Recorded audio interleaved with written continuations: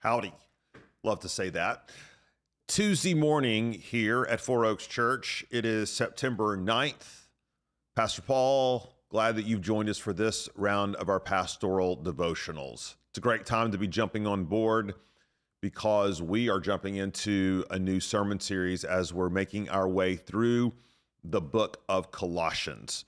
Now, we did a little bit of an introduction last week, and this upcoming Sunday, we're going to be into the text itself, the meat.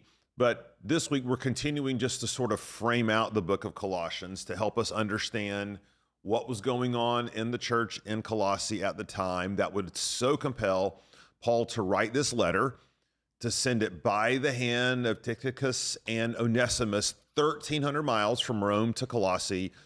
What in the world is going on in that church? And as we've seen, and this is oftentimes the way it is with false teaching or heresy or just even sort of malpractice, if you want to call it that, meaning there's affirmation of truth, but there's a false application of that truth.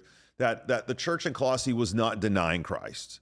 You know, these were gospel-affirming believers, but yet they had imported a number of things from their pagans, Jewish, religious backgrounds that all sort of converged to kind of crowd out Christ, to put him to the periphery, and which is why Christ is writing to say that Christ is in all, he's above all, he's through all, he's over everything.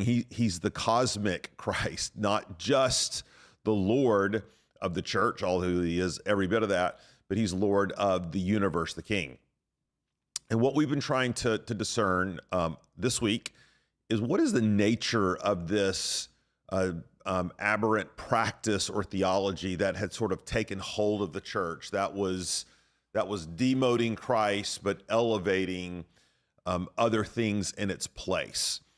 And we've said, you know, in a broad sense, it's a hodgepodge, right? There's stuff from pagan, polytheistic, Greek, Roman background. There's stuff from those who were Jews, from their background and practices they observed.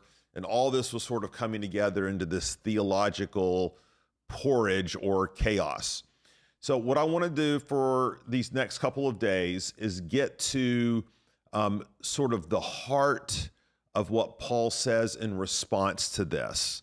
And I think this is going to help us continue to frame out the letter and sort of get to the nub of what was going on in Colossae and then what Paul has to say about it in this letter. So we're going to go to second Colossians 2, verses 8 down through 15. Let me read this passage and as we continue to kind of flesh this out. Paul says, "See to it that no one takes you captive by philosophy and empty deceit, according to human tradition, according to the elemental spirits of the world, and not according to Christ. For in him the whole fullness of deity dwells bodily, and you have been filled in him who is the head of all rule and authority. In him also you were circumcised with a circumcision made without hands, by putting off the body of the flesh by the circumcision of Christ, having been buried with him in baptism, in which you were also raised with him through faith in the powerful working of God who raised him from the dead. And you who were dead in your trespasses and the uncircumcision of your flesh, God made alive together with him, having forgiven us all our trespasses, by canceling the record of debt that stood against us with its legal demands. This he set aside, nailing it to the cross. He disarmed the rulers and authorities and put them to open shame by triumphing over them in him." One of the things that we understand about Satan and his minions is that he is prowling around like a roaring lion, seeking to conquer and devour, Peter tells us. He is the father of lies, Jesus says, which means he traffics in deception. He traffics in the untruth. He seeks to lead astray, which means in many ways, Satan could be said to be the author of confusion. And so what we see in the church in Colossae is just a colossal, if you want to use that term, confusion about what they should and should not be doing as believers. What does it mean to be a faithful believer? What does it mean to be a spiritual person? And one of the things that I want to talk about this morning is the fight they were having over circumcision. I guess you didn't tune in today thinking you were going to hear all about circumcision, but Paul talks about it. We're going to talk about it as well. We know from the Old Testament that circumcision was never meant to be a means of salvation. It was always a sign or initiation of male children coming into the family of God. And that this was part of their, it was a sign and a symbol of the way that God had circumcised their hearts to cut away the flesh. And it was to be a marker for what it meant to be set apart as God's people. Okay. Well, it seemed that there were some in the church in Colossae who were still insisting on circumcision as a rite of passage or as a marker of spirituality. Now, understand this could be very similar to what was happening in the church in Galatia. They weren't denying Christ. They weren't saying you didn't need Christ. They weren't saying you weren't saved by faith. They were just simply saying, but to be a spiritual person, to be a part of the community, to have particular closeness to Jesus, you needed to be circumcised as well. Now, it's very interesting how the New Testament church dealt with circumcision. Paul says in many different places, it's neither circumcision nor uncircumcision that counts. Paul himself was circumcised. Paul had Timothy circumcised, and when they were ministering to the Jewish communities. And the reason Paul did this is not because he thought it was necessary, but he did not want to put a stumbling block in anyone's way. He simply wanted to Greeks, he was a Greek, to Jews, he was a Jew. But this sign did not matter one way or the other to Paul, and that's the way he treated it. He believed that this sign of circumcision was abolished with all the Old Testament law, but yet he could still circumcise and ask his companions to be, if they were going into a Jewish territory and he knew this was going to be a stumbling block, to a Jew, he became a Jew. Now, when you began to insist, for example, though, that this circumcision was necessary, was in fact required, that's when Paul went to the mattresses. That's a Godfather reference. That's why in Galatia, he refused, right, to have his Gentile companions circumcised. Why?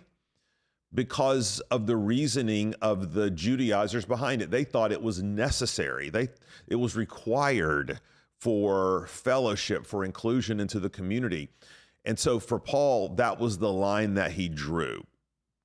And so, for example, when Paul came to Jerusalem in Acts, he agreed to undergo certain Jewish rites of fasting and preparation in order to not give offense to his Jewish Christian brothers who did not have as much of a mature conscience as he did. But he never did it under compulsion. He never did it because he was pressured into. He never did it in order for it to be a marker or a sign. It was one of those adiaphora. That simply means it was a disputable matter that could go either way. All right. It didn't have any particular meaning. So obviously in the church in Colossae, there was a group that said, you must follow this human tradition. You must follow this ritual. Now, what's the way Paul argues about this is to say that what counts ultimately is not whether one is circumcised in the flesh, but rather, are you circumcised in the heart? So that's one of the things that he tells Jeremiah, that Jeremiah tells us, God tells us through Jeremiah. The Israelites were circumcised in flesh. They had the sign of the covenant, but they were uncircumcised in heart. They were hard-hearted. They were prideful. They were turned against God. And Jeremiah's like, your circumcision is not going to do you any good. It's just to be an outward sign of an inward reality anyway. So circumcise your hearts, have a soft heart, cut away the flesh from the heart, and trust in God. And this is essentially what Paul is telling them here. He's telling them that the reason that they don't need circumcision, the reason that it is wrong to hold it up as a requirement or a marker of spirituality, is that Jesus, look back at the text, verse 11, he circumcised them with a circumcision made without hands, a circumcision of Jesus through faith. Paul says that's the only circumcision that you need. Now, if you want to be circumcised in the flesh, whatever. I mean, I think he would have said, you can. It doesn't matter. But what you can't do is hold it up as a requirement for all. And again, that's the problem. That was what was happening in the church in Colossae. Now, an interesting thing that Paul adds on to this is that just as circumcision was sort of the marker or the rite, R-I-T-E, of entrance into the covenant community, now, because of Jesus, there is another marker or rite, R-I-T-E, and what is that? It is baptism. Okay, look back at the text for a second. Verse 11, in him also you were circumcised with a circumcision made without hands, by putting off the body of the flesh by the circumcision of Christ. Listen, having been buried with him in baptism, in which you were also raised with him through faith in the powerful working of God who raises him from the dead. And you were dead in your trespasses and the uncircumcision of your flesh, God made alive together with him, having forgiven us all our trespasses. So what is he saying? Just like circumcision, baptism does not save you. It is not a substitute for a circumcision of the heart. Yet, it's important for New Testament people as the rite of passage, as the marker of inclusion into the covenant community. And so Paul is simply saying, no, you don't need circumcision any longer for two reasons, okay? One, you misunderstand its purpose, and it doesn't save you. It's not going to do you any good if you have an uncircumcised heart. So one, you misunderstand it, but two, circumcision has now been replaced by a new rite, and this one is called baptism. Granted, it doesn't save you. It doesn't cut away. It doesn't physically wash away your sins, but yet it is a marker of those who are coming into the new covenant community. And Paul says the way that this new covenant community is now organized is not according to ethnicity as it was in the Old Testament, but it is now according to faith, right?